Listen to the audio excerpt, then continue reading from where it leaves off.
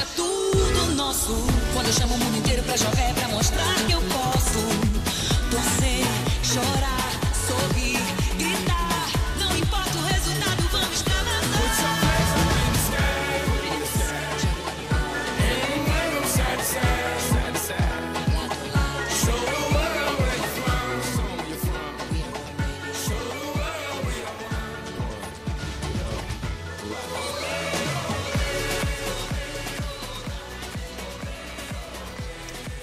Well, a very good afternoon to you. I'm Michael Kinyi. Welcome to Viva Brazil 2014. This is a show by Citizen TV that brings you anything and everything around the World Cup. Today, it's a bumper show. It's well packed with everything and anything that you'd need to know. Plus, we've got a number of surprises. Well, we always ask you to tweet us or to send us 22422 to tell us why you need to be in our studio.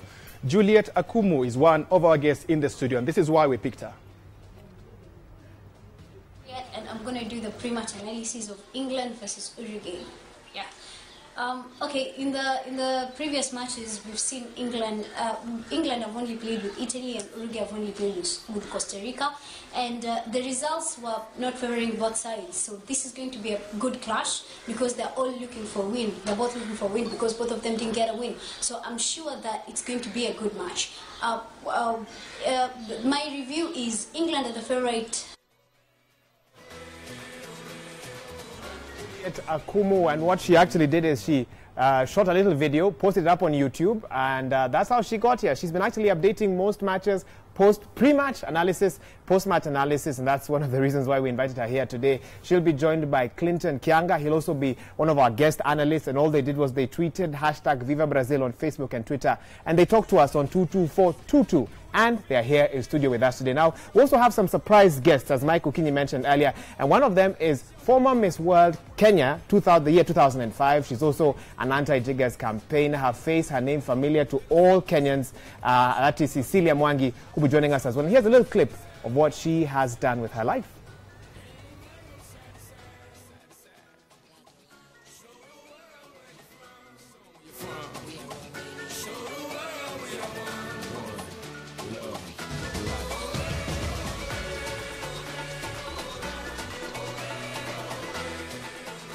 Exciting does not even begin to describe the show we have in store for you. We also have music sensation Ringtone in studio, and in case you've been living under a rock, here's just a clip to show you who he is.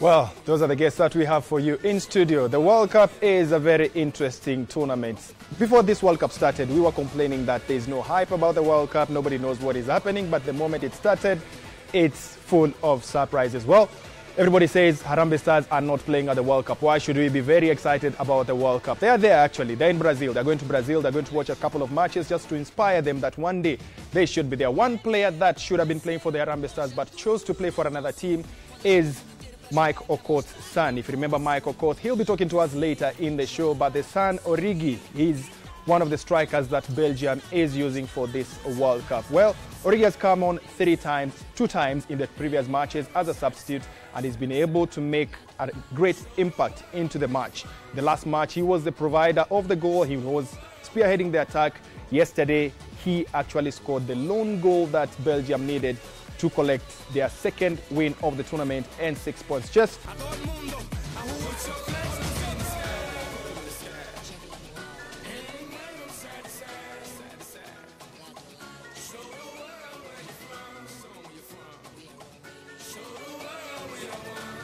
Welcome back to Viva Brazil. This is, of course, the show that has anything and everything to do with the World Cup. We're glad you're watching. Talk to us, 22422. And we're also on social media, Facebook, Twitter, hashtag Viva Brazil. Now, we've done a couple of substitutions. So our guest analysts, Juliet and Clinton, are now back in the substitutes bench. Michael Kinyi, meanwhile, is on the field, and he's got Ringtone and Cecilia Mwangi, and they'll be talking to you in a bit, their predictions for tonight's matches and so much more. But for now, he is regarded by many as Kenyan, but he is actually Belgian. Born and bred in Belgium to Kenyan parents, his father Mike Okoth played for the Harambee Stars before heading to Belgium to play pro football. Divock Origi, or as Mike calls him, Dikov, was the hero yesterday as he scored the only goal in Belgium's win over Russia. Up next, a Citizen TV exclusive from Rio de Janeiro, and Bernard Ndong in Brazil caught up with Divock Origi's father, the legendary Mike Okoth Origi. Okoth was at the Maracana Stadium to watch his son play against Russia. Even after more than 2 decades in Belgium, Okoth is in love with Swahili and preferred to share his joy in that same language.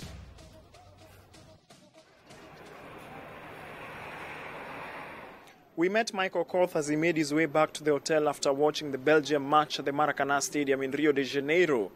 He returned to the hotel a proud father after his son came in as a substitute to score a fantastic goal to propel Belgium into the knockout rounds. It was just 45 minutes after the game, and he made a very crucial call to his son to congratulate him for his exploits on the pitch. Listen to this. The Belgian wonder kid speaks fluent Swahili with his father. Haikuwa rahisi. First half ilikuwa tena closed kama last time, but hiyo chance Hazard, hiyo action amefanya, alafu hiyo pass kwa mzuri. Kina mami walifurahi, walikuwa naruka karibu anguke chini. Okoth has watched his son play in 2 World Cup games in Brazil and admits that the best is still yet to come for the young star. Kuitoka national team ya Belgium, alafu vile aliitwa pia aliitwa kwa sababu mchezaji mmoja aliumia Benteke, sasa akachukua nafasi yake. He says his son's love for the beautiful game was nurtured while he was quite young. Okoth is a former Harambee Stars international and believes his son's love of the game could be genetic. So akiwa mdogo alikuwa anacheza na bola, alikuwa na hiyo ndio ilikuwa toy yake, alikuwa anapenda kucheza ball, na pale alikuwa tunaishi pia kulikuwa na garden hapo pia alikuwa anacheza, so hiyo ni kitu ilikuja tu kwake natural, kwa hivyo si ati aliniambia anataka kucheza ball. Divock currently plays for Lille, and his exploits for the French side is what earned him a call-up into the national team for the World Cup. The 19-year-old has made quite a start in the Belgian colours, given his performance in Sunday's match when he scored a super goal. Ulijisi vipi baada ya Divock kufunga bao la ushindi? Unaona mtoto wako anacheza kwa World Cup, anafunga bao, ilikuwa ni kitu kama mzazi. Sijui naweza explain aje, ilikuwa na emotional na at the same time pia ilikuwa happy kuona kuwa hizo siku zote hiyo kazi yote amefanya, mazoezi hizo siku zote amekuwa kitrain na nini. Okoth believes his son Divock could be selected in the starting lineup in Belgium's final match against Korea Republic. Divock opted to play for Belgium and not Kenya, as he was born and bred in Belgium, where his father went to play professional football after a good run at Kenya Breweries FC and the national team, the Harambee Stars. Reporting for Citizen Sports, I'm Bernard Ndong in Rio de Janeiro, Brazil. This conversation was in the newsroom before, and I got a lot of flack from one man called Bosire. Bosire works with Citizen Radio. He's a reporter with Citizen Radio, and the first thing he told me was that Shabana is in the World Cup. Can you imagine? Shabana is in the World Cup. And it took me a while to remember, that is where my Okoth started. And I come on this set, and Ringtone is bringing up the same issue. Shabana. Why? Because Shabana is the national team for Kisi. And Michael Okoth used to be the captain and the main striker. And now Origi is playing at the World Cup. Yes. So really, before Kenya takes the credit, yes, Shabana should take the credit. But Shabana, you wasted him. You put him as a goalkeeper, yet he's a hot striker. But he's multi-talented. He actually used to play sometimes as a goalkeeper. When the striker is injured, Shabana didn't have many players. Yes. He plays as a striker, Oh my God. Cecilia, hi, Mike. This is the kind of conversations that go on. Tell me, after 22 years in Belgium, are you surprised at the way Michael Okoth speaks? I'm so shocked. Some guys can go to the States in a month or two and they come back winging. 22 years down and he's good swine. I mean, he's a proud Kenyan. Imagine, he went when Bernard Ndong contacted him yesterday and said, excuse me sir, I would like to talk to you about. Then he says, hakuna shida, wewe kuja. So Bernard is like, hakuna shida tena. So when they meet, he says, by the way, rule number 1, you want this interview? Swahili. Now that I can't speak English and I can't speak French, Kiswahili, number 1. Are you good? So Ndo was like, hey, that's it. He really wanted to speak. But going into the match, I don't know if you were watching. Did you know about Origi before this World Cup? Yes, I heard about Origi before, but you know, of course, like right now after the Sunday's match, I'm telling you, he's like the hottest thing in Kenya now. No, seriously, and it's a proudly Kenyan moment. He was playing Belgium. Were you torn between? For me, I'll be very honest. Yes. I wasn't supporting Algeria. I'll be honest, because they are all of them white and I'm black. So, honestly, I'll be honest. Why should I lie? I'm a gospel artist. I don't lie on national TV. I'll be honest. Yes. I was waiting. Yes. I was waiting. I've never met Origi. Yes. The guy who is playing. Yes. But at least I met the father when we were watching the game of Burkina Faso versus Kenya. That is 2004, Africa Cup of Nations qualifiers. Yes. So I saw the Michael Kott. Yes. So I wanted to support Origi because he's the first Kenyan. I wanted him to score that day, and he missed a chance when they played Algeria, Belgium. He almost scored. Yes. So I was supporting Belgium, and I'm supporting Belgium just for one reason. I don't love Belgium. Yes. I love Origi. That's it. Yes. Cecilia, tell me. Yes, Mike. In these matches that we are playing, is it unfair? Because one of the comments after Origi scored yesterday, they did, the media there went after his teammates to ask them, guys, did you know about Origi before this tournament, and what was your relationship? And most of them were saying, to be honest, hatukumjua sana, but when he came on the pitch, now we know after he scored. Do you think it's really fair to have a comment like that? I mean, at times you need to pretend. You say, yeah, when you're doing your beauty pageant, and you ask, did you know about Miss Colombia and all that? Isn't it nice to say, yeah, we had a cup of tea? At least it's good. They should at least recognize that, yeah, he was there. But now that he stood out, of course, now they get to. But I think it's not a very fair comment for someone who's taken them up there. Yeah, but I'm thinking he's a strong guy. He's a strong person. He's a strong personality. I'm actually surprised. To just brush off. I'm actually surprised, Cecilia, you were watching football. What drove you to watch football? There's a football frenzy right now, of course. There's a club of there's a World Cup Widows Club, you know, that's happening.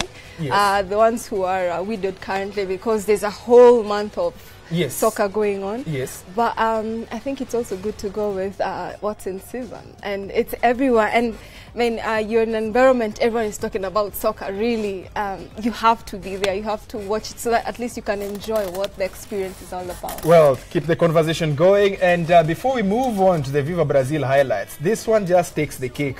I've been told, wind up this story of the jersey, then we move on. Prudence Mwikali.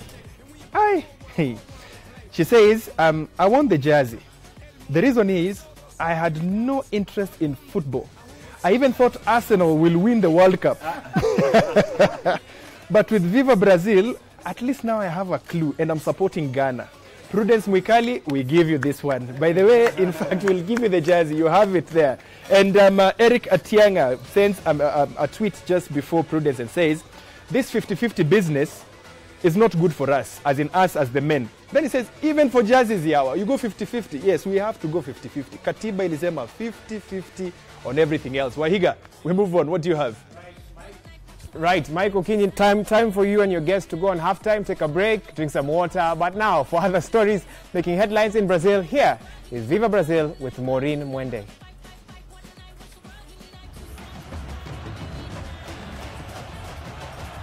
After Costa Rica became the first team to guarantee their place in the knockout rounds in Group D, winger Junior Diaz believes they're making history.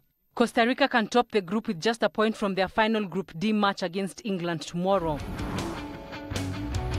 Karim Benzema is holding great confidence within the France camp after finding the net 3 times in 2 matches and providing 3 assists. Benzema once went 15 matches without scoring for France, but after some impressive offensive performances so far, Benzema could be leading his nation to a 3rd final in the last 5 tournaments. The final round of group matches kicks off with Group B in the early games. Chile and Netherlands have both already qualified to the knockout stages, but they'll be fighting to finish top of the draw. With their greater goal difference, Netherlands need just a draw from this match to take first place. We are qualified, but I mean, qualify first, and then we will see what comes on our path. And we'll just take it from there. Elsewhere in Group B, Spain and Australia have nothing to play for but pride, while in Group A, the top 2 spots are still up for grabs, with Brazil taking on bottom-placed Cameroon and Croatia meeting Mexico. Brazil need a point to make it through, but anything less leaves them susceptible to a shock exit at the first round of their home tournament. Join us again tomorrow for your daily update on Brazil 2014. We move on. The Dutch national soccer team will have a challenge on their hands in their final World Cup group stage match against Chile. Coach Luis van Gaal says he knew from the start that this would be the toughest game in the group stages of the tournament. There would be several changes for the Chile match in Sao Paulo, including replacing captain Robin van Persie, who received 2 yellow cards in his first 2 games. Defender Boone Martins Indy will miss their final World Cup Group B match after suffering concussion in the win over Australia. The Netherlands and Chile are both on 6 points and have already qualified for the second round, with Spain and Australia on 0. The Dutch have a better goal difference and need a draw to secure first place in the group.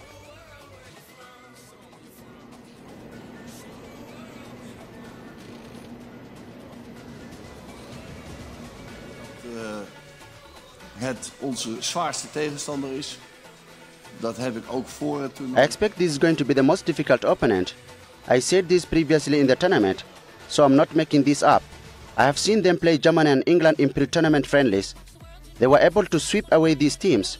They have lost 1 match, but I think this is a team that we have enjoyed watching, and I think they have a marvelous coach who let his players play in a very fantastic way, very attacking. They are very dedicated. And they have done this for more than 6 months now. Fantastische coach achter zit. I think the match will be difficult for us in terms of strategy, because the coach on the other side is one who prepares for all possible variants. With the experience he has, what he has achieved and the position he is in, he certainly knows what our skills are and how to play on our weaknesses. So we must be very clever about it, discover their weaknesses under duress, and try to limit the strengths that the Netherlands have, especially from the 3rd quarter forward.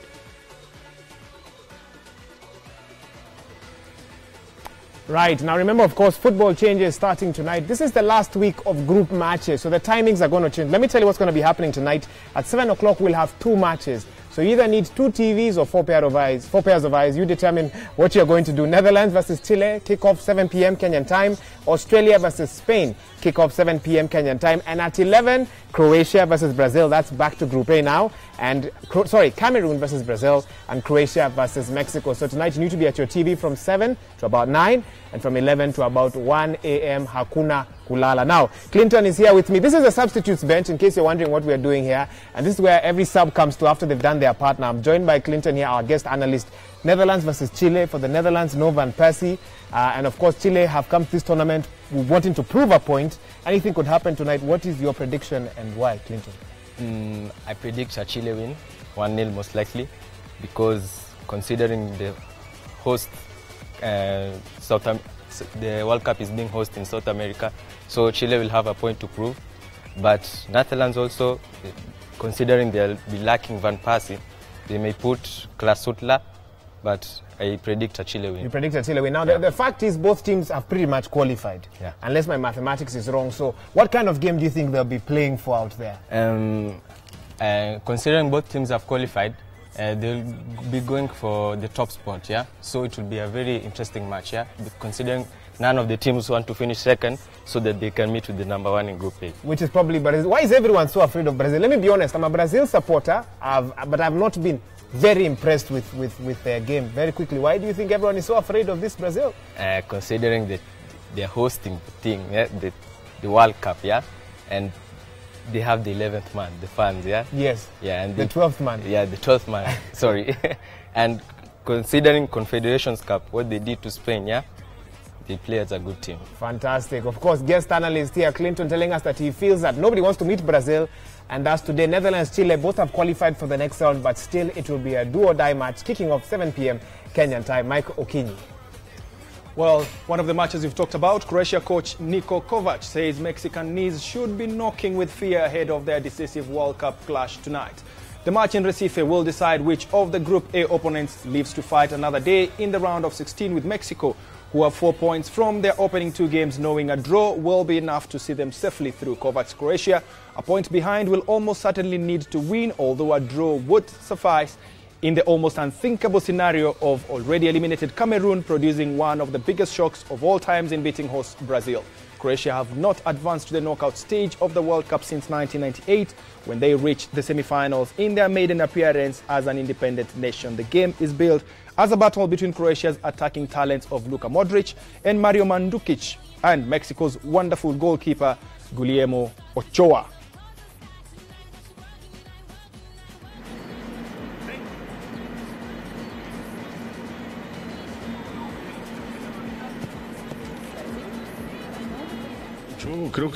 I think that the pressure lies on both our teams. We are playing with permanence in the World Cup. It seems to be we have one advantage. It would be logical to say that we are more pressured than Croatia. We have a slight advantage, but it is an advantage. A draw gives us the passage. They have to come out and look for the victory. They would have to come out from the field of play and look for the result. But we will do everything we have done so far. We are not going to be in the back defending. We will be attacking. It is a team, and you saw us with Brazil when they wanted to attack. We were all over the pitch. You saw the match between Belgium and Russia. Belgium scored in the dying minute. As long as the match is on, we have a hope of winning. It will be fine to score an early goal to put pressure on them. But I do believe they are under pressure already. You can compare our ambitions and our goals, and Mexico's ambitions and goals. And if anybody's knees should be trembling, it should be theirs. Well, very tough match there. If you tell me to call that match, I will not, because these are two very, very, very good teams. And Ringtone, where do you put your money between the two? Okay. Croatia. My money is on Croatia because Croatia, I can say, is a very good team. Yes. And they have a very good fighting spirit. That's why I bank on them. And they have strong strikers. And the midfield and the striking is very good. They have to win this match. They have to win. Is it a danger? Is it a danger moving forward, knowing that Mexico can counter-attack vibaya sana? I think Mexico may not play that game they have been playing because they may not have that room to play on the midfield the way they have been playing.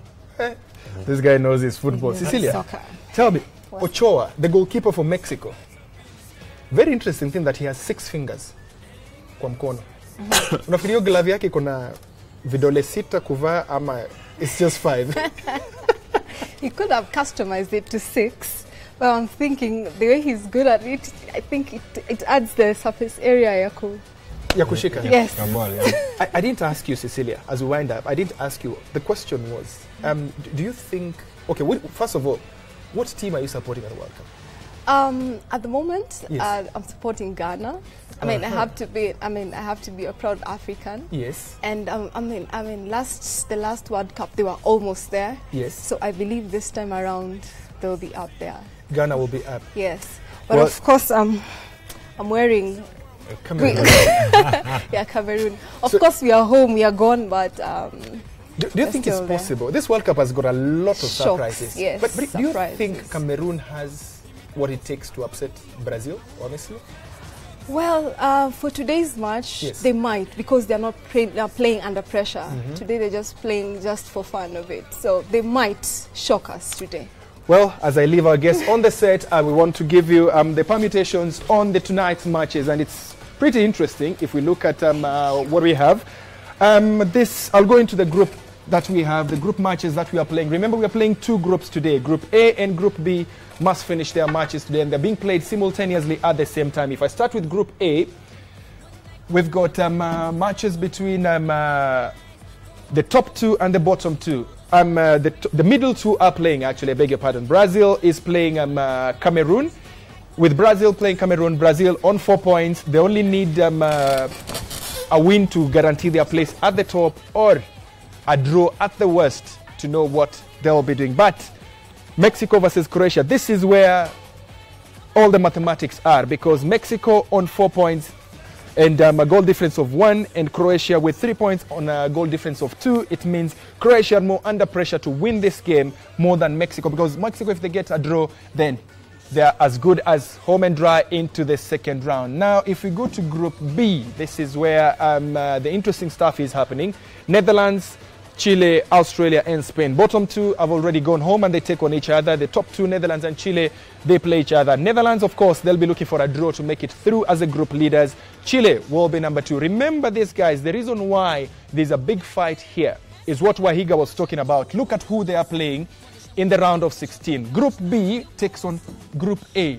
Now, your Group A, it has Brazil, Mexico, Croatia, and Cameroon. Whoever finishes top here plays number 2 on the other group. Whoever finishes number 2 plays top in the other group. So Brazil has to be avoided, as Wahiga says, because maybe they're the host country and everybody else would like to avoid Brazil. So it is interesting to see the permutations of the matches tonight. Both matches are being played at the same time. I would have gone into more on this war, but my director says, wewe, time yako imeisha, so I have no choice but to hand you over to Wahiga to wind up the show for us.